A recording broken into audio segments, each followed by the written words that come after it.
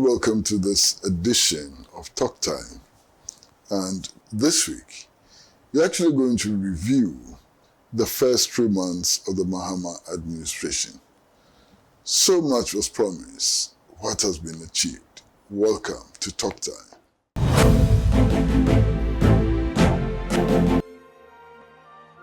It all begins as a cloud high above Ghana, where tropical rain falls in the rainforest.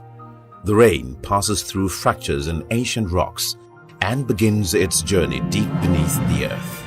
Interacting with these rocks, it gathers essential natural nutrients in unique proportions.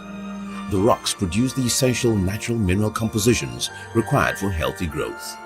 The water finally accumulates in a natural aquifer where it is protected from pollution. Retaining its original purity and natural minerals, it is then extracted by our experts, where the remaining particles are removed. The water is then sterilized to keep it fresh and safe before it is bottled and made ready to drink. Not all bottled water is natural mineral water, so when in doubt, look for Voltic natural mineral water. Voltic, naturally. Hello and welcome back to Talk Time. And we are looking at 3 months, the first 3 months of the Mahama administration. What has been achieved? What has not been done? What is the scorecard? And we are particularly privileged to have with us in the studio my own very good friend and comrade, Felix Ofosu Kwakye. Honorable, you're welcome. Thank you very much. Yes. Now, let's start it this way. What did you guys promise? Well, I think that it became obvious at a point, especially after the 2020 elections, that our country was heading down a very slippery slope, that all was not well. Even if in the preceding period we had challenges, you could tell that there had been a dramatic deterioration in the way that the country was being governed. Our economy was in total disarray, and arising out of that were severe hardships that people were facing. People simply could not make ends meet. Households were in despair, and it was really, really difficult for people to survive in this country. Unemployment was going out of the roof. And indeed, there's a report that I don't know whether you've seen, that the Ghana Statistical Service did, that there was a particular year, I think 2023 or so, that their research showed that up to 8.5 million Ghanaians went to bed without food. And that is actually a quarter of our population. Now, if you have a situation where a quarter of your population is starving, they don't have food or the means to buy food, then you know that there can be no bigger indication of systemic failure than that. There was also corruption, abuse of office. We could see clear ostentation on the part of government officials, clear disrespect for the people that were governed. And there was hardly any sector that you could lay hands on and say that, oh, at least in this area, we were making some progress. So it became imperative that we change course. Now, if we were going to change course, there was a need to have an alternative to the existing arrangements at the time. And the NDC, being the largest opposition party at the time, and a party that has been in government, in and out of government a number of times, certainly was the most viable option at the time. And therefore, we needed to win the trust of the people. To do so, we needed to speak to their felt needs and demonstrate genuine commitment to doing the things that we said we would do. So, among other things, we promised to restore stability to the economy, which was the number one problem that everybody was facing. Mm-hmm. Find a way to stem the increasing cost of living. Find a way to ensure that the hardships that people were facing, of course, if not done away with, at least mitigated, reduced to a level where people see some comfort in their lives. There was also the need to carry out institutional reform because there was serious decay in many, many areas of our national life. Government was clearly bloated. There were many people in various places in government who did not need to be there. They didn't have any financial necessity. And it became a drain on the public purse. Of course, we never said that was how you were going to address the economic problems. But then it sent an indication to people that you were committed to using their resources judiciously So that even if there were times where they needed to bear with you and absorb some difficult decisions, they will come on board because they appreciate that you will not be collecting resources from them to waste on yourself, to satisfy your creature comforts. So among other things, President Mama also promised to reduce the size of government so that we have a lean and efficient government that makes maximum use of whatever little we get when we come into government. He also promised to reform various sectors of our national life. He promised reforms in the judiciary, for instance, because we had gotten to a point where it was clear that the performance of the judiciary was not up to the indeed, and this was not a partisan view. There were objective polls done by the CDD, Afrobarometer, and others, which showed that people were generally unhappy about the way that the judiciary had performed. There were major difficulties in education. The free SHS program had been wanted as the be-all and end-all of education in Ghana. But we all knew that there were deep-seated problems, which needed to be resolved. Basic education was in complete shambles. Textbooks could not be provided, and what have you. So we made a commitment to address the problems in education, find a sustainable way of implementing the free secondary school program, such that we don't place too much burden on ourselves as a government and undermine the quality that was there. And many other such promises. Now, in government, we have set about doing so. Indeed, only last month we read the first budget statement of this government. And I think that generally people appreciated a certain effort to stay true to the things that we said. The budget showed that the economic numbers were pretty bad. The deficit was all over the place. Our debt was simply too much. We can't sustain it. Debt payments had become a problem. Indeed, we had defaulted on our debt, and that had affected many, many other things. So the first point of call was to implement policies that stabilize the economy. So we have set economic targets that will bring some stability, so that when you go out to buy an item in the morning, the price doesn't change in the evening and impose hardships on us. We also put money into important interventions across board. One of the problems that have arisen over the years is the issue of period poverty, where young girls stay away from school because they cannot afford hygiene items. And it became a real problem. Research shows that they were in their thousands. It's not an isolated problem in a few rural communities. So significant resources, almost 300 million Ghana cedis, were set aside to purchase, I think, about 12 million pieces of sanitary towels to share to girls in needy areas, so that it does not become a hindrance to education. Again, in education, for 6 academic terms, textbooks will not be provided for basic school children. And so there to 415 million Ghana cedis has been set aside to print, I think, 800,000 textbooks for basic purpose. One of the problems that has also risen is because of the free SHS program, numbers have gone up. That has also put pressure on tertiary education. But if we are saying that people cannot afford 1,500 cedis, or let's say 1,000 cedis as fees at senior high school level, how can we expect the same people to be able to afford 3,000, 4,000 cedis when they have to pay admission fees at university level? So it became clear that we needed to intervene. So the no fee policy, no admission fee policy, I must stress, has also been implemented. There to almost 500 million Ghana cedis has been set aside. So this year, people who gain admission in public tertiary institutions, it must be stressed, public tertiary institutions will be assisted.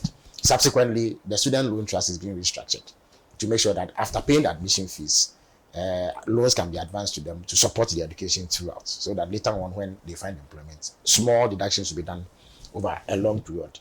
And then the cost of education is catered for. Agriculture, and I know that you are passionate about agriculture, it has been one of the areas that we have underperformed traditionally as a country. There's a lot of potential, but we've not tapped it adequately because of the lack of resources. There to about 1.5 billion Ghana cedis was allocated to a program called Agriculture for Economic Transformation, which covers the production of poultry, livestock, grains, basic foodstuff, and what have you. There's something on linking agric to industry, so providing raw materials for industry and what have you. About what is significant, and just 2 days ago, the finance minister stressed this point, is that all these monies that have been allocated to various programs must be spent right here in Ghana. So we are not going to countenance a situation where if we have to buy textbooks, for instance, and there are any number of local production companies. I mean, if you go to Newtown, there's a whole enclave of printers there. Even the state has at least 2 printers. We have the Ghana Publishing Company and the Graphic Communications Group, who have printing capacity. And then there's even private sector-led printing organizations in Ghana.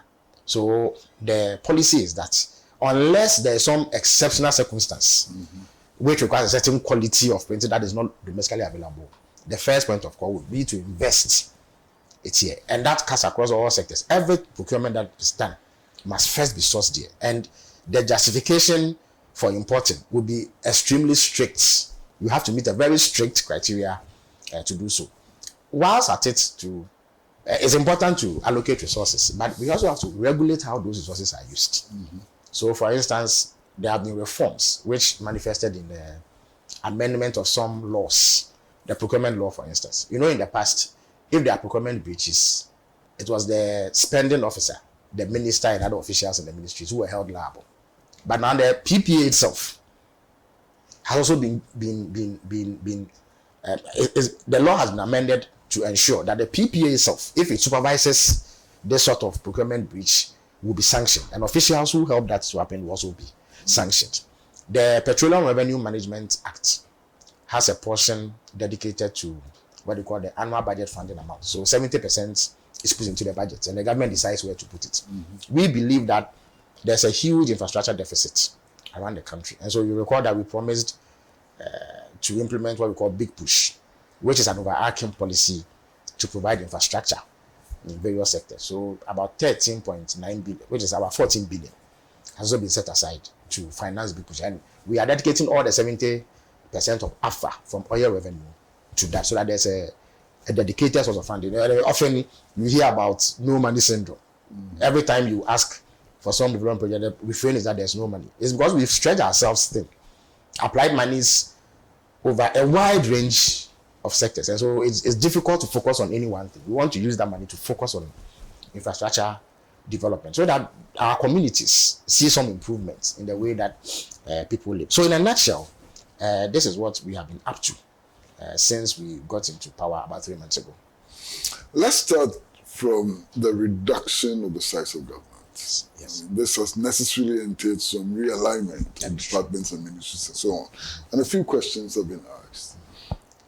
One, agric. You have an agric ministry. That is true.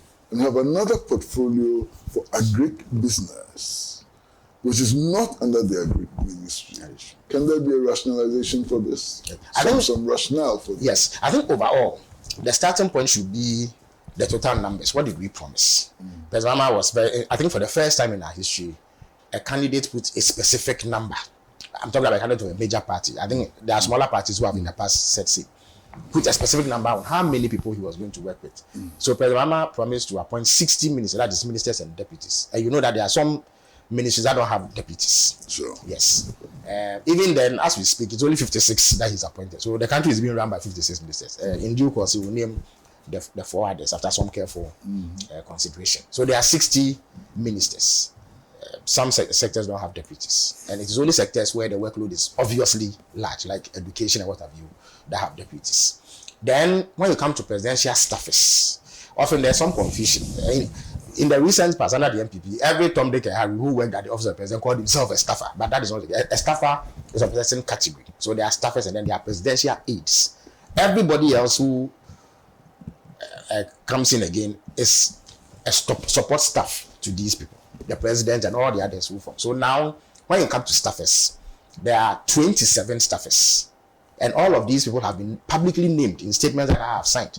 In the past, you realize that we find out the numbers only when a report is sent to Parliament. But in the spirit of transparency, we've issued statements. So the likes of Mr. Setekwe, Madam Balawisoya, Joyce Bawa, Standobu and Co.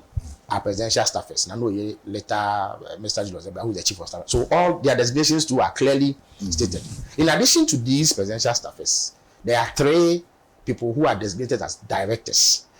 There's a director for diaspora affairs, because we also need to keep an eye on Ghanaians living everywhere, because they have a certain contribution to make. Often they have specific needs that require a certain bit of attention. Yes, you may argue that the foreign ministry has such capacity. It is true. There's no dispute about it. But there are also things that relate directly to the president and how he himself is also able to keep a tap on this. There's one in charge of what we call the Black Star Experience. Now, the Black Star Experience was also a major promise in our manifesto because we reckon that tourism is an important revenue generator for us. And in recent times, at least since the early 90s, when things like Pana Fest and what have you began, the African diaspora has shown intense interest in coming down regularly to be part of some activity to, touch base with their roots and all that. The previous government also made some efforts in the year of return, what have you. So it shows that if we maintain some consistency in this thing, we stand to benefit. And the numbers are huge. They will tell you that when you have that influx, it runs into billions of dollars. The hospitality industry, the catering industry, and allied services benefit tremendously. So we want to structure it like that. This becomes an event that draws huge numbers and we benefit from. So you need somebody to be detailed to work on it. And that's where Mr. Resuma, who is a recognizable figure in that sector, has played a role in the arts and culture sector for a long time, and whose capacity is not beyond doubt, has been made a director. And then there is the Dr. Utukuno, who has been appointed as the director in charge of agribusiness initiatives. You see, the point is that the president himself has interest in some specific areas. So yes, there's a minister and a deputy manning a sector. They are responsible for agriculture. But there are matters that the president himself wants a direct hand on. In addition to the advice of the minister, he needs a coordinator, because sometimes it is multi-sectorial. Agribusiness, you realize, is actually under trade. Yes, which shows that there's a certain change in focus. So the agri industry is taxed primarily with ensuring agricultural production. But agribusiness, which is the business aspect of agriculture, is something that the trade industry is handling. So you need somebody who connects these multiple sectors and is able to advise and report to the president regularly. That is why that has happened. But even then, you see that the numbers are far smaller than what obtained. The president has said that, of course, these people cannot work alone. They need support staff. And we are in the process of doing so. When we present the report to Parliament, you will see, we will name everybody. But I can assure the people that the president has made it clear that the numbers should not come anywhere near what existed under the NPP. At the last report that the NPP was presented to Parliament showed that there were 336 political appointees. At the time, there were 44 presidential staffers and other support staff. Indeed, if you look at the presidency's communication alone, there were 28 people who were manning the president's communication. And if you look at the Ministry of Information at the time, they had the minister, the deputy, and 76 other directors and employees. If you put all these people together, we were talking about 106 people who were managing government's communication. Now, there's myself. I serve as a spokesperson to the president. I also serve as a minister for government communication, because government communication goes beyond the presidency. The president itself is a behemoth, it's a huge institution with a lot of structures and a lot of agencies who report. And the president's activity, being who he is the most dominant figure. In fact, even the constitution says that he is the most prominent person in the land. So his activity naturally generates public interest. So you need somebody to manage his communications. And then there's the general government communication, made up of hundreds of organizations, all of whom are working up to the president. Now, if you don't manage this properly and structure it well, you could have conflicting accounts, and that can create a bit of a problem. So the president says he is not going to appoint another person to manage that, so I should do it. So there's myself. Then there's Shamima Muslim, who is a vastly experienced journalist whose track record is not in dispute, who is my deputy spokesperson. There's Mami Ama, who herself is a highly enlightened individual with tremendous experience in communication, who handles the vice president's communication, because she also is the second most prominent person in the land, and therefore her activities generate public interest, and there's somebody who needs to manage it. So the three of us manage the presidency's communication. In addition to these three, I have 2 support staff for administrative purposes, because mind you, I also manage agencies. The agencies that used to be under the SOL Information Ministry have been given to me. There are about 6 of them, but the structure is that there are 3 of them who have a commercial focus, so Graphic, New Times, and then Ghana Publishing. So they go through the SIGA for purposes of running commercially, but from time to time, in terms of reporting, it passes through me. But the ones that I superintend on a day-to-day basis are the GNA, the Information Services Department, and then the Ghana Broadcasting Corporation. So to be able to do that, I have 2 support staff who help me to administer these agencies. And then we have 2 creatives. So if you want to put out a video or a statement or a picture or something, they work on it. So in all, we are 7. So we are now doing the work of 106 people that existed under the previous administration. Let me surprise you know that at the very least, even if you take the conditions of service alone as a yardstick, 106 people will require more resources than 7 people. If you and indeed, what happens in government is that the conditions of service that the previous administration left is what you start with, unless there's a change. And as I speak to you, nothing has changed from what we came to meet. So if you use the same conditions of service, what they were getting, the 7 of us get, compared to what 106 people were getting. You see, you don't need to be a soothsayer or a magician to see that there will be a dramatic drop in how much is spent managing government's communication alone. So there's real value in reducing the numbers. Apart from the efficiency, there's real tangible savings. But you have been around forever, so you know the cost of a Land Cruiser. If I want to appoint you, there are strict conditions. Some of it is dictated by the Constitution.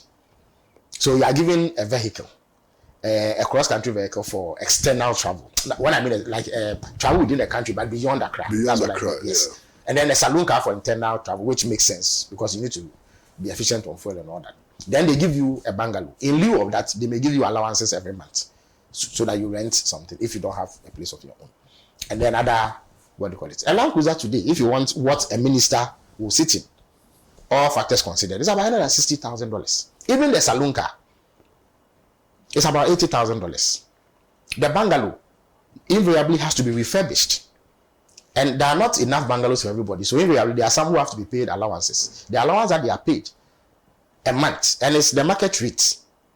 Of course, not excessive, but the minimum market rate that a senior government official should stay in. You do that. The support staff that you will have for 106 people, the office that you run, the goods and services that you need, and all of that, if you put it together, it's huge money. At the very least, you can build a number of classroom blocks or a hospital or 2. So there's tangible savings, and then you send a signal, as I said earlier, to the people that you are not out there to waste their resources on nothing. If 7 people can do a job, why do you need 106 people? So this is what informed that promise, and this is how it has been done. So I would urge that the discussion focuses on the overall achievement, the overall efficiency. Designations may change. Some of them may sound funny at first glance, but there's real reason. But overall, if you want to assess whether it was even worth it reducing government, you look at the numbers, the outputs, and then the savings made thereof. And that is what President Mahama is coming. And he's gone strictly by this. He constantly reminds us that he's not going to entertain all manner of hangers on and all manner of designations that do not make any sense. Yes, so that essentially is what has happened with the numbers. Your opponents have gone beyond the numbers, and they are looking at budgetary allocation. They've made heavy weather, out of the budgetary allocation. Yes, the numbers have reduced, but especially Kwakye Nkrumah actually told the media that the monetary allocation is too huge, bigger than what they had. This is not the case. Again, it is regrettable that Kwakye Nkrumah, who I consider as one of the most enlightened, level-headed people out there, would make such arguments. Because he, of all people, should know. Because he was the information minister of the previous government. And as a legislator, he thinks on his feet, he's sharp, he has access to documentation, and he should know. Some of the information is so basic that I'm surprised that he says he will not know. Unless, of course, it is motivated by political considerations. The first point is that the office of the president is not just one institution sitting there with the president and a few people helping you. For budgetary purposes, every institution has to be accounted for through a mother agency.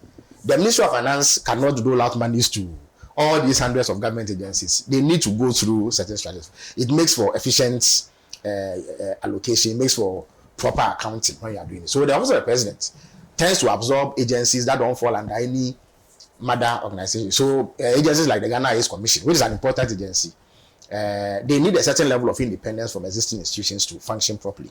Even the National Media Commission, they are not under the office of the president. But in order to cater for them, they put them under what we call general government services and what have you. So the office of the president itself is made up of 6 units.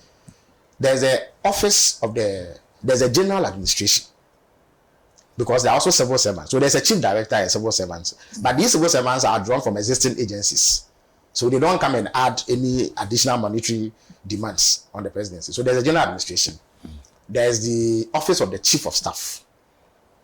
There's the vice president's office. There's a press secretariat. And then another one. So making 6. In addition to this, in the last government, there were another 21 agencies that added to the 6 from Office of the President formed what we call the Office of Government Machinery. The total staff strength of all those numbers was less than 1,500 people. Because some of the organizations were so small, some of them were not even viable. So we scrapped some of them. These Coastal Development Authorities, Zongo Development Fund, they had a staff strength of 54. So based on that, allocations are then made. Where the problem was is that a lot of money was going into goods and services, which is where the president has discretion to decide what to do with. But as for compensation, the wages of civil servants and public servants, there's something that the controller pays. It doesn't even come through the Office of the President. This is what the Office of the President gets in terms of discretionary expenditure is goods and services and capital expenditure. That is what they choose to do with as they please. And something. As I speak to you, initially, because government hadn't settled, there were many agencies that didn't have a mother agency. So, for instance, the information ministry was scrapped. So there's no minister, there's no deputy, there's no chief director and directors to handle it. But the agencies that the information ministry had didn't go anywhere because they perform important functions. You are familiar with the ISD and the role they play. Ghana Broadcasting Corporation is an organization that you cannot scrap because they perform an important service. The Ghana News Agency is perhaps one of the most credible news organizations we have. They hardly put a foot wrong, but they are a state-owned enterprise. They fall under the Office of Information Ministry at the time. Once you scrap the ministry, you must put them somewhere. So they come under me. I am at the Office of the President, so they will come. Mr. Pratt, these 3 agencies alone came with 2,500 civil servants whose salaries had to be catered for, whose goods and services had to be catered for, whose capital expenditure has to be catered for, as though they were under the previous ministry. National security, they also had a ministry, the Ministry of National Security, but President Mahama does not believe. In fact, the law does not say there should be a ministry. The law actually says there should be these specific agencies, but they don't talk about a ministry. We don't believe that we need a ministry. So, for budgetary purposes, and because we hadn't finished forming government, the agencies under the Ministry of National Security, namely the National Security Secretariat itself, or what we call BUDIT, the National Intelligence Bureau, formerly called the BNI, the National Signals Bureau, which was hived out of the BNI in 2007 by President Kufuor, and then the Research Department, which we all know as the external intelligence wing of our national security services, were then put under the Office of the President for budgetary purposes so that you can account for them. These 4 organizations alone brought in a staff strength of over 7,000 civil servants who existed before we came to power. Nothing had been added. In fact, the national security budget alone in 2024 was 1.2 billion. So if you cater for inflation and the increases in public wages, the 10% across board, it affects them. So if you add it to the existing one, you will think that it has gone up. But there's no money going to the Office of the President. And Kojo Aponkoma should know this. The second point, so in fact, when all this was done, the total staff strength was almost 12,000. But they were civil servants. The number of political appointees in that was only 30. The rest were civil servants who you cannot dismiss because the law is clear on how you handle them. Now, there has also been some deliberate misinformation, Mr. Pratt. Among other things, Kojo Aponkoma and some of his colleagues have said that my office has been giving 78 million Ghana cedis. So the impression will be that I have 78 million Ghana cedis to decide what I want to do with. And maybe that's what I used to run government communication. That is not the case. ISD, GBC, GNA are civil service organizations. So they have, as I told you, 2,500 staff among the 3 of them. Their salaries will be paid. Last year, in 2024, the total budget of the Ministry of Information, which had these 3 agencies, was 262 million Ghana cedis. In fact, I think that they would even argue then that it was not enough to meet their needs. But that is what they were given. made up of compensation, salaries, goods and services, capital expenditure.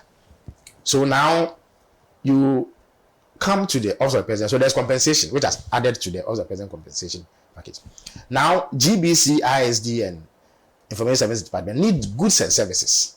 So the three of them were given 8 million Ghana cedis to share. In fact, I have the Appropriations Act here.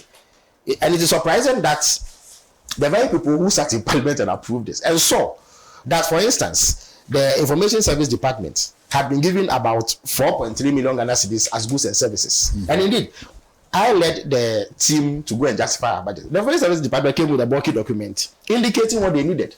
In fact, the amount they needed was far more than what they were given. But they were given 4.8 million as goods and services. The Ghana News Agency was also given 4.2 million Ghana cedis as goods and services. If you add this, it's about 8.5 million Ghana cedis. As for GBC, because they generate internal revenue, we allow them to keep it to run their organization. Then the two organizations again were given 70 million Ghana cedis as capital expenditure. Nothing came to my office. Nothing. The administrative expenses of my office is catered for by the chief of staff, which is basic stationery and other things to run the office. Just that. Now, let me give you an idea of why they even needed 70 million. You see, GBC alone, you know, the law mandates that they have a presence in every region. There used to be 10 regions, so they had presence in all those 10 regions. Now, suddenly 6 regions were created, and they are in default of the law. So, to establish a foothold in every region, they need a minimum of 6 million Ghana cedis. So, if you add the tab, that's 36 million Ghana cedis. They brought that request. In addition to this, the former government procured 40 information vans, or if you like, cinema vans. You know, the ISD used to have these yellow and green vehicles that go to remote communities to show videos on government's achievements and all that. But there are modern versions of these vehicles. The Information Ministry, under the NDP, imported 40. The total cost of those 40 vehicles is 70 million Ghana cedis. And then there's additional duty of 8 million Ghana cedis that has to be paid. As I speak to you, the vehicles are at a bonded warehouse. They were not able to pay before they left. So if the ISD is giving 70 million Ghana cedis, immediately tells you that they don't even have enough to pay for the duty and pay for the amounts involved to clear the vehicles. So that activity alone wipes out the total goods and services and the 70 million given for capital expenditure of all the agencies under the Information Service Department. So if anybody says that I've been given 78 million, you know that it is false. Then finally, Mr. Pratt, Kwakye Okonkoma says that the research department has been given 15 million Ghana cedis, and he interprets that to mean that we have called some people to form an office at the presidency called research department. But I'm surprised, you know that the research department is not that. And you see, what is even surprising is that in 2020, the MPP amended the Security and Intelligence Services Act. If you go to section 12 of that act, they redesignated the BNI as a National Intelligence Bureau responsible for domestic intelligence gathering. And then state clearly in that act that the research department is their external counterparts. And this bill was taken to Parliament by the MPP. Kwakye Okonkoma was one of the MPs who passed that law. So how do you go to Parliament with a law clearly designating an organization? Budgetary allocation is made for them. And then you say that the presidency has been given 15 million cedis to do research. So it was all misleading. And I'm happy that the documents will confirm, because after everything, now I'm a recent MP. So I'm learning that after the budget is passed, there's something they call appropriation, where all the agencies go and defend the estimates they presented and make a case why they should be given that. Often, you don't even get what you said. I don't know of any instance where any agency got what they wanted. So if you look at the documents, it's very clear. So I think that we need to let that misinformation die. And people should know that I have not been given any such monies. My administrative expenses are borne by the chief of staff. It is extremely minimal. We don't do it beyond my salary and my conditions of service that are clearly spelled out. Nothing else comes. There's no slash fund that we use for anything beyond what, because all of it is accounted for. And then no money has been given to the Office of the President for research. There used to be a research unit manned by your good friend, the late Victor Newman. May God rest his soul.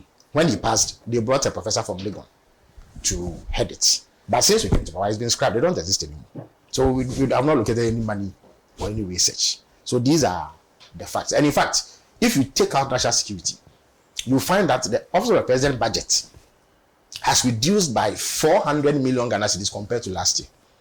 Because whereas last year they got about almost 1 billion Ghana cedis in goods and services, this year is under 600 million Ghana cedis. Last year they got, I think, 600 million again for capital expenditure. This year we got under 300 million Ghana cedis. So there's been substantial cuts, which is in line with the president's commitment to cut. And indeed, I'm sure you've heard many organizations cry that the allocations are woefully inadequate. And the finance minister has been very strict that we must rein in expenditure, because one of the problems we've had in the past is excessive expenditure, which increases our deficit, puts us in debt, and we go into this vicious cycle that we are never able to come out of. So we are very mindful of the need to be judicious in the use of public resources, and we are living to that creed. Well, viewers, we're going to take a short break here. And when we come back, we'll take a short look at one of the biggest promises that the Mahama administration made in opposition, and that is the 24-hour economy. What has been done? How is it faring? What are the structures? Are there some resource allocations, to the 24-hour economy? And indeed, at the end of 4 years, what do we expect to see? Short break.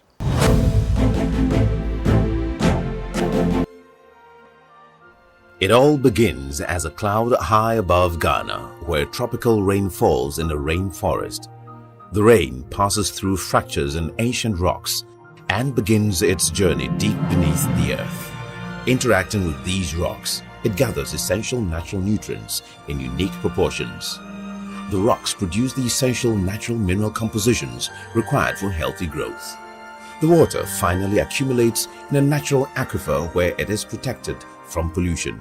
Retaining its original purity and natural minerals, it is then extracted by our experts, where the remaining particles are removed. The water is then sterilized to keep it fresh and safe before it is bottled and made ready to drink. Not all bottled water is natural mineral water, so when in doubt, look for Voltic Natural Mineral Water. Voltic, naturally. Well, welcome back to Talk Time, and we are discussing the first 3 months of the Mahama administration. And indeed, we are privileged to have with us Honorable Felix Ofosu Kwakye, who is the spokesperson of the president and indeed head of government communications. Now, sir, you made a lot of noise about 24-hour economy. Where are we? Well, have we done anything about it? Yes, where are we? Yes, there's a lot of work that is going on. First of all, the whole idea of a 24-hour economy is to ensure that we expand the base of our economy. We ensure that we engage in more production, first of all, meet our demands, venture into more exports, and then create more job opportunities for our people. Because the latest figures before we came into government showed that there were up to about 2 million unemployed youth. Now, how are you going to be able to find work for them if you are not expanding the existing structures within your economy? So that informed the need to think outside the box and do something out of the ordinary. We know that there are places around the world where this is done, perhaps on a small scale.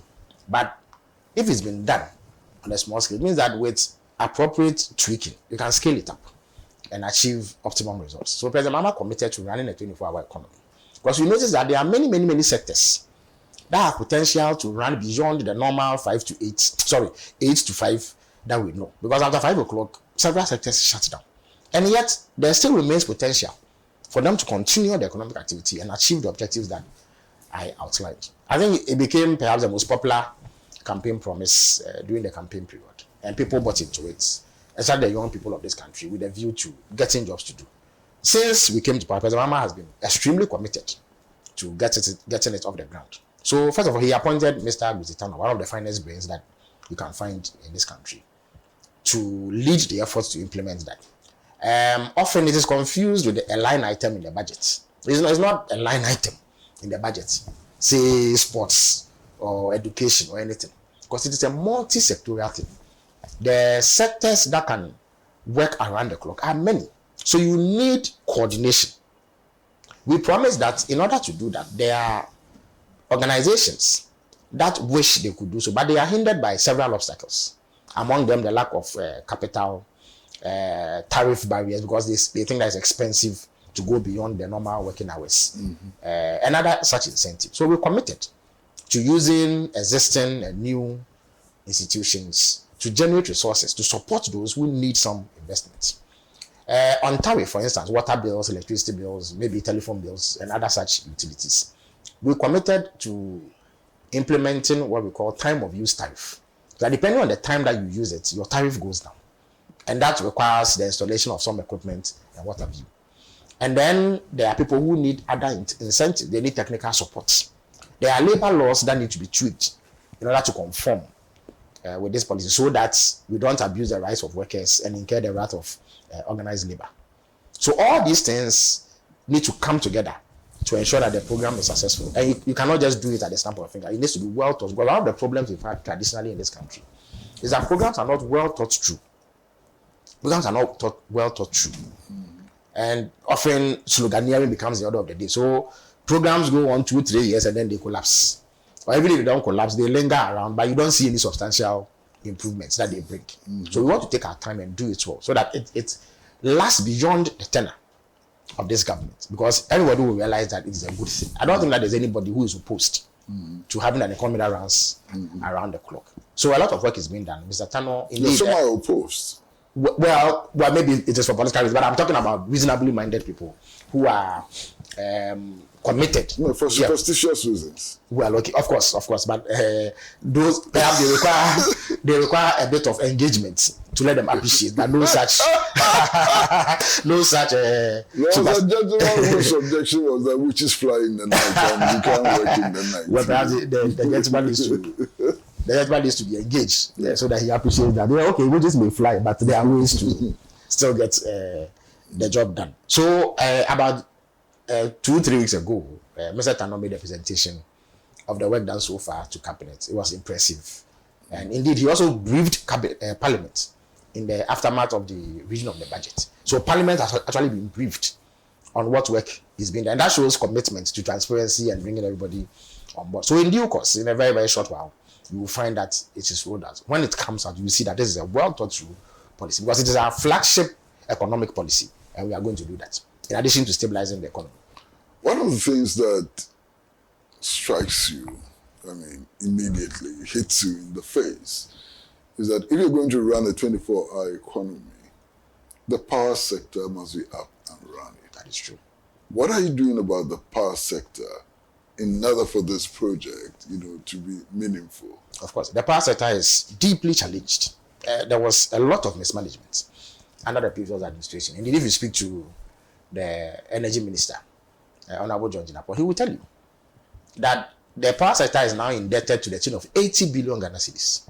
Now, ECG alone owes over 60 billion Ghana cedis, arising out of procurement that is not necessary and what have you. When we were living, we had made such substantial investment in power generation that we had far more power that we immediately needed. Indeed, you recall that one of the criticisms that the NPP leveled against us when they took over power is that we had excess capacity, which means that we have far more generation capacity that we needed immediately. The idea was to ensure that we don't wait till we run into shortages before we begin to ramp up generation capacity. It will surprise you to note that as I speak, now demand has met supply. And so we are at equilibrium. So sometimes the slightest increase in demand results in trips, and then you have power going off and all that. So immediately, we need to generate more power.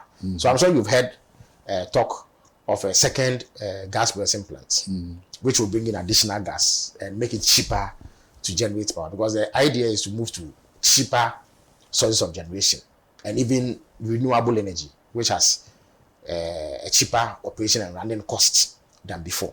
So a lot is being done.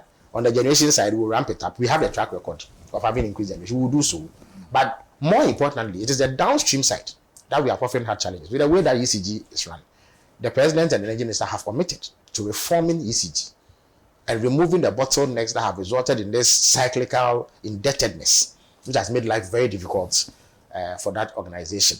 Gridco, which is the transmitter, is also being beefed up. All the agencies under the power sector are being built up so that we can generate electricity that is cheap.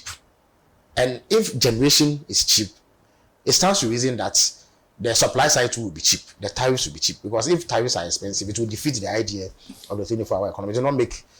It will not incentivize people to be part of the program. So the part sector challenges are being fixed, and we trust that in due course, very, very short order, we should see some headway there.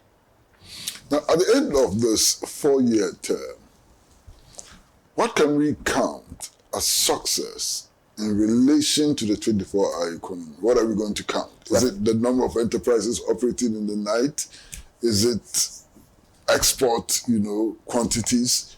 What shall we count as success in this sphere? Well, it's not just the number of entities operating in the night, even though that will give indication of how much compliance there has been with the program. But I guess more importantly, the three biggest challenges, that is import dependence.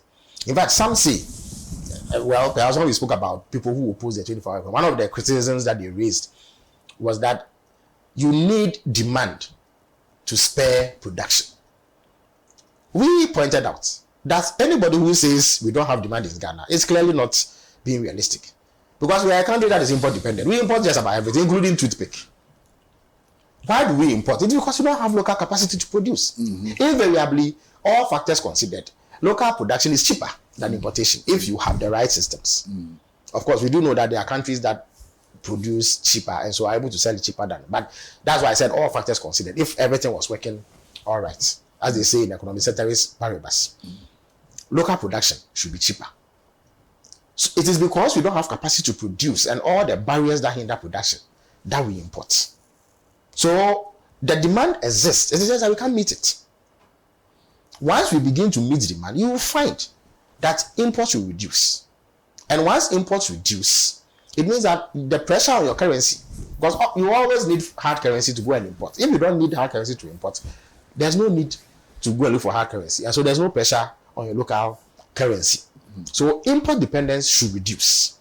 Then we should have an export focus, because by all means, there are areas where we have comparative advantage. There's no country that does not import anything. And there are areas where we could, at least in the West African sub-region and beyond, there are things that we can produce and export. Because exports also generate hard currency, which helps you to resolve the pressures that you face with the local currency. So in addition to reduction in imports, increase in exports, and then job creation. Because if a company was running one shift and therefore employed X number of people, the average human body cannot work 24 hours unless you have some extraordinary ability. So maximum 8 hours, between 8 to 5, you are done. When you leave, somebody has to take your place. And I use myself as an example. When I first entered Kwame Nkrumah University of Science and Technology, as part of my course, I needed to do internship.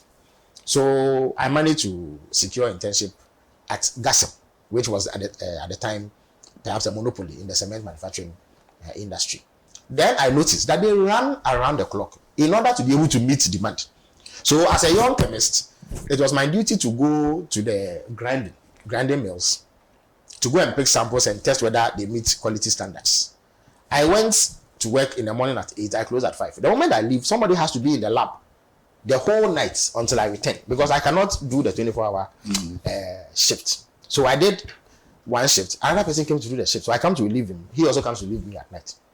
So for a company like that, if they stop production at some point, they incur costs. Because it is cheaper for them to run around the clock, and then they are able to meet demand. So because you need people to run multiple shifts, you need to employ more people. That's why you say 1, 3, 3. It's one job, 3 shifts, done by 3. Even if it is done by 2 people, as against 1, at least you double employment. So that is how you measure the effect. It's not just that, it's not that we want people to operate at night with the same numbers. Otherwise, there will be no point. So these are tangible measuring indicators that should tell you whether we are making some progress. Of course, we don't say that it will overnight overhaul everything in this country, but we will see clear improvements. And then, of course, if that kind of production is happening, the import dependence is reduced, the businesses that operate also generate more revenue. If they generate more revenue, it expands our economy. If our economy expands, government also has more revenue to be able to spend on the social sector, and all the things that we need to do in this country. So it's a win-win situation for everybody. And I think that it's important to get everybody on board. We are open to inputs from other players. Indeed, organized labor perhaps was one of the fiercest, or if like strongest supporters of the 24-hour economy for obvious reasons, because they stand to benefit. If we create conditions for more employment, their strengths go up, and we are able to make more progress as a country. So we think that is something that will be very, very useful, and in due course we will roll it out comprehensively.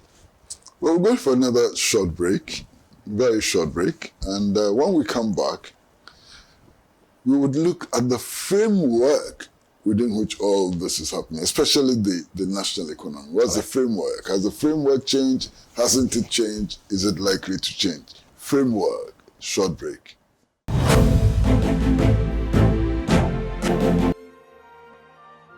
It all begins as a cloud high above Ghana, where tropical rain falls in a rainforest.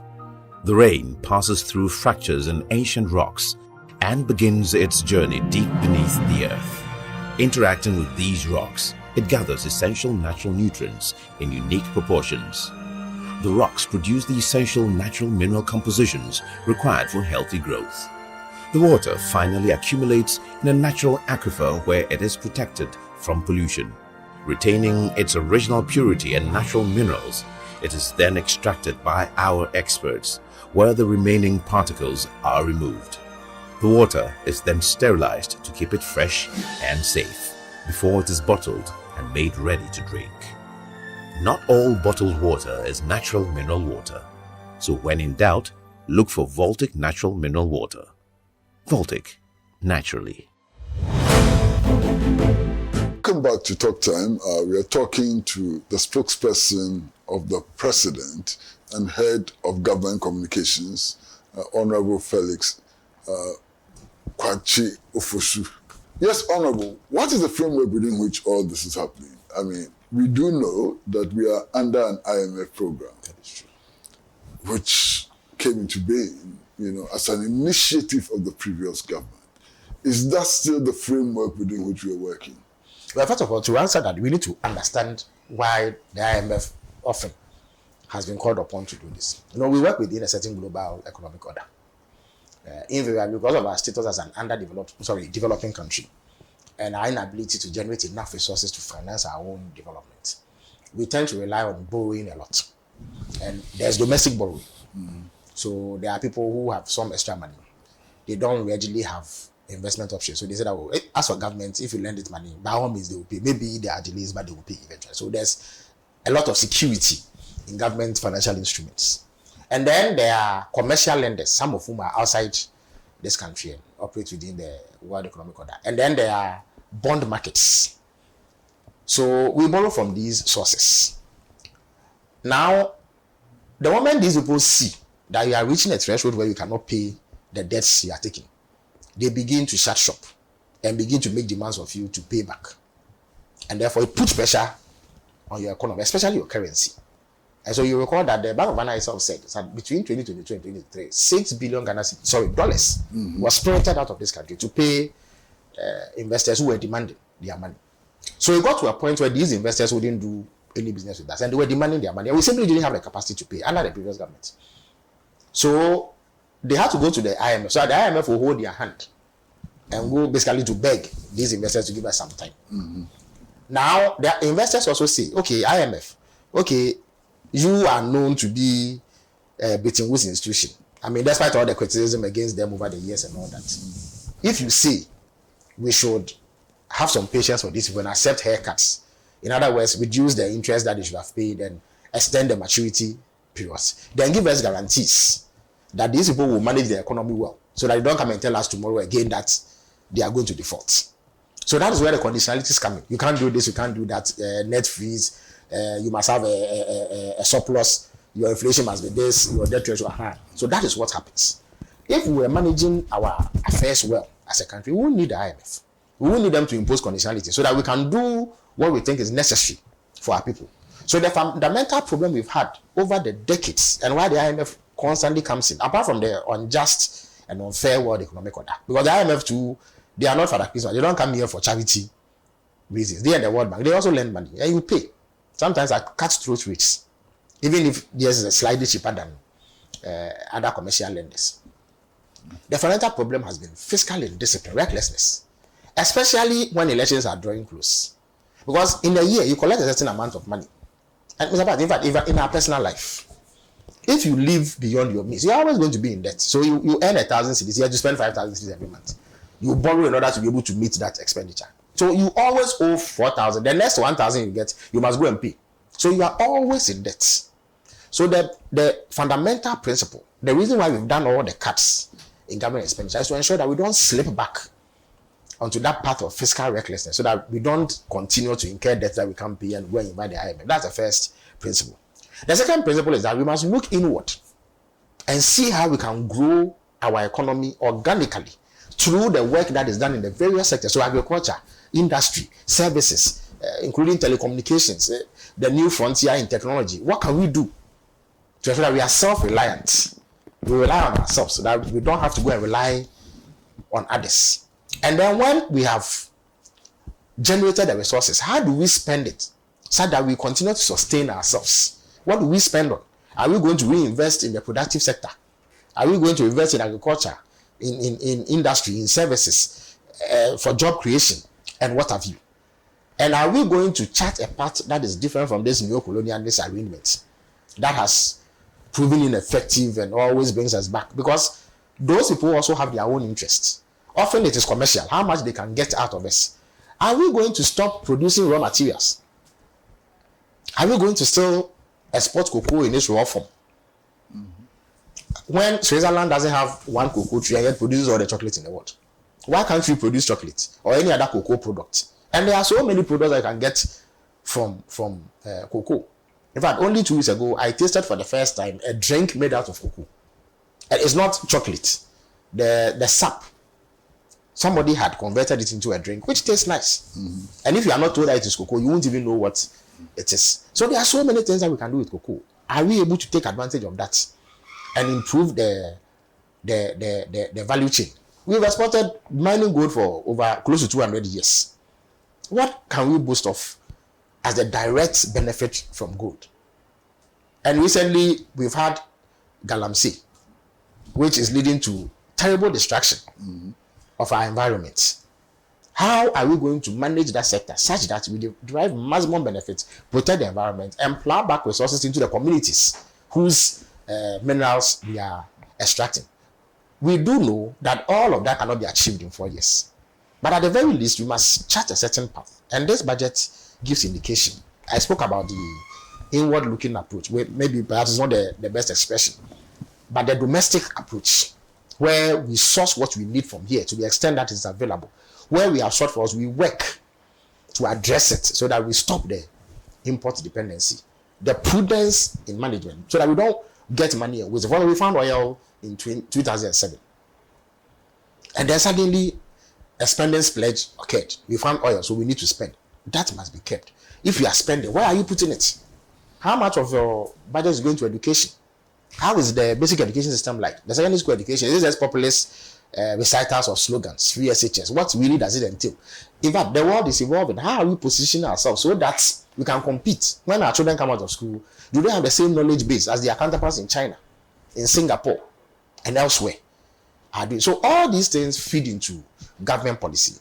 We have just begun to roll out, and as time elapses, we are going to ensure that we change. But at least by the end of the 4 years, there should be a complete departure from the things that the previous government did that put us in this. And then whatever gains are made, we build on the subsequent governments.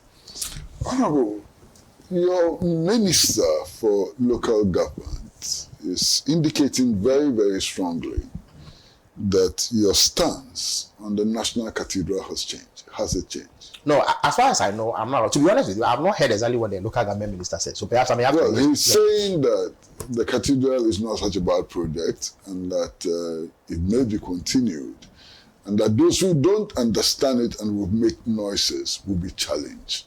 Well, I speak for the president, so it is the president's view and position that I can express. To begin with, if Christians, churchgoers, or any religious organization decides that they can mobilize their own resources and build a cathedral. I don't think anybody would have qualms with that. Indeed, some of the most spectacular auditoriums and buildings we have in this country are churches. Who has quarreled with the Action Chapel Church on the Spinters Road, or Daniel Mills' church in the industrial area, or wherever? Except that the minister speaks for government. Yes, but again, who has the final say in government? It's the president. It's an executive presidency. What has the president said? That, for me, without prejudice to listening to what the local government minister said, I can only express the view of the president. As far as I know, President Mahama's position is that not a dime, not a cedi of public funds will go into the cathedral. He said that clearly on the campaign platform. You recall that even this whole culture, when it started, the rendition was that the president said he had gone to have a dream or a vision or some encounter with God, and therefore had promised to build a cathedral in the event that he won. So he won. But he told us that it was the churches who were going to finance the project, and that what government was going to do is that the churches had requested land. Government can give them land. And then in the 2018 budget or so, the finance minister said, oh, government was going to support with 10 million. I doubt if people would have raised too much qualms, even if you had misgivings. Well, okay. Let's say it's a donation to the church and then land. We may argue about the siting. Some may argue that we'll maybe take it to another place, even if government was giving them land. It's fine because government gives land for all manner of purposes. That is fine. But then eventually we noticed that up to $58 million of taxpayers' money had been put into the project, and not only had it been put into the project, they did so illegally without recourse to parliamentary approval or any known regulatory requirement. So naturally, it generated public uproar. We in the NDC agreed with the Ghanaian public that it was not the most prudent use of public funds. Even if we had so much money that we didn't know what to do with, that is not how to use it. How much more at a time when we're facing economic crisis and we're not able to meet basic needs of our people? School feeding caterers, how many times have they not demonstrated demanding payments for work that they've done? Those who supply food to secondary schools, every now and then they have to lay siege at the office of the buffer stock demanding their money, which runs into arrears for several months. So clearly, there's a country in distress. You can't use that kind of money. So President Obama says, they even said they need about $400 million. Then at the time, they said $1 billion. What about the amount? Not a dime of public funds will go into the National Cathedral. If the churches somehow raise money and they want to build their cathedral, that is fine. But even then, if after some time we don't see any movement, it can always be converted into a public facility of more importance, say a hospital or a school or any other thing that has genuine, demonstrable public benefits for us. So let me put it on record again without prejudice to listening to what the local government has said, that the president's position, and he is the one who calls the shots, he will make the decision. His decision is clear. No public funds will go into the cathedral. And then not just that, it is a matter that will be investigated. Indeed, this is one of the things that Oral is looking at, to investigate the financial breaches and the procurement breaches. And again, let me stress that there is not any attack on any man of God or witch hunt of any man of God. It's purely about accountability. If public funds were put into your hands, you have to account for it. It doesn't matter your religious persuasion or what position you hold in the church or the lack of it. And so that is what we do. So that is the official position of the president in the matter. Now, finally, the issue of Galamsey, and this is a very small aspect of it. The Minister of Interior is making the same statements that Honorable Osafo Mafum made, for which he was attacked. And he's saying that there's no need to prosecute foreigners who are caught engaged in Galamsey. Is that the official position? Again, when I heard this, I engaged the Interior Minister to clarify the position. What exactly is the issue that he raised? And the sense I get is that perhaps it didn't come out the way he wanted it to come out. And he made a point that what he meant was that we need to study this matter on a case-by-case basis. If there are people like Aisha Kwan, whether they are Chinese or Ghanaian or Egyptian or what have you, who are the main brains behind this thing, financiers, the pivot around which this environmental terrorism occurs, by all means they have to be prosecuted. There's no two ways about it. And therefore, it remains the policy of this government that people like that will be prosecuted without question, without ambiguity. There are times when you get huge numbers of foreign nationals. Indeed, you recall that when President Obama was first president, between 2013 and 2017, about 5,000 Chinese were deported. If you get huge numbers like that, you can make a decision as a country. What do we do with these huge people? These are not the main pushers and drivers of this. They are employees brought in to engage in this sort of activity. You have them sometimes 200, 300, 400, 500. What do you do with them? You put them in your prison service, spend more money on them, or you just send them back to their country so that the threat they pose is removed, whilst dealing with those who actually spearhead and finance the thing. Indeed, there's indication that the Chinese government itself, when this will go back, actually prosecutes them. It's part of the arrangement that you must give us guarantees that you are punishing and stopping them from coming.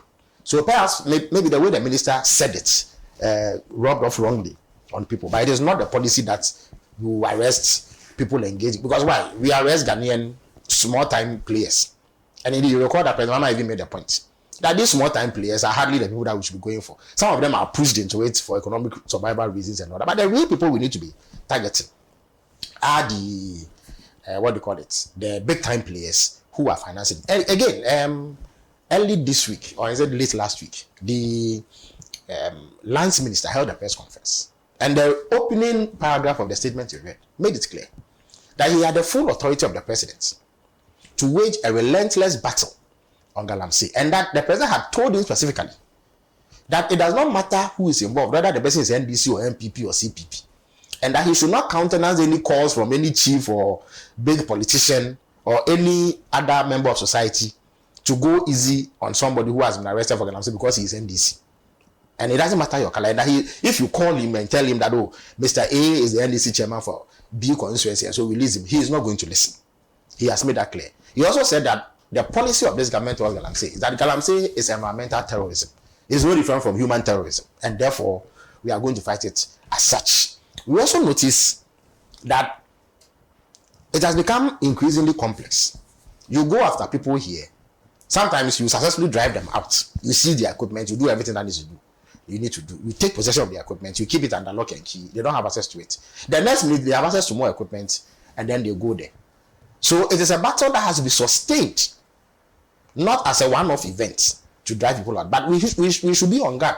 We should maintain eternal vigilance. For as long as this activity remains, there should be the commitment to fight it.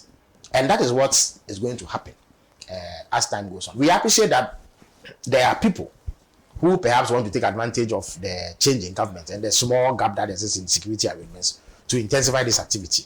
But whether you are NDC or MPP, Galamsey is a no-go area, and you'll be dealt with accordingly. That is the position, as far as I know, from the president on this. Well, Honorable, thank you very much for coming. Thank you so very much. And we hope that you come from time to time. Yes, I hope to be able to make the time to shed light absolutely. on Yes. what is happening in government. Yes. So thank you so very much for coming. Pleasure. Well, viewers, we've just been listening to Mr. Felix Ofosu Kwakye, the spokesperson of the president and head of government communications. And we've been talking about the first 3 months in office of His Excellency President John Dramani Mahama. Hope all of us have managed to learn a thing or two from this conversation. Keep your dial on Pan-African Television because we bring you the best all the time, every time. Until we meet again next week. Bye-bye from all of us, the producer of the show, George Viner, the director of the show, I suppose, Edem Lumo, and all of us at Pan-African Television. Bye-bye.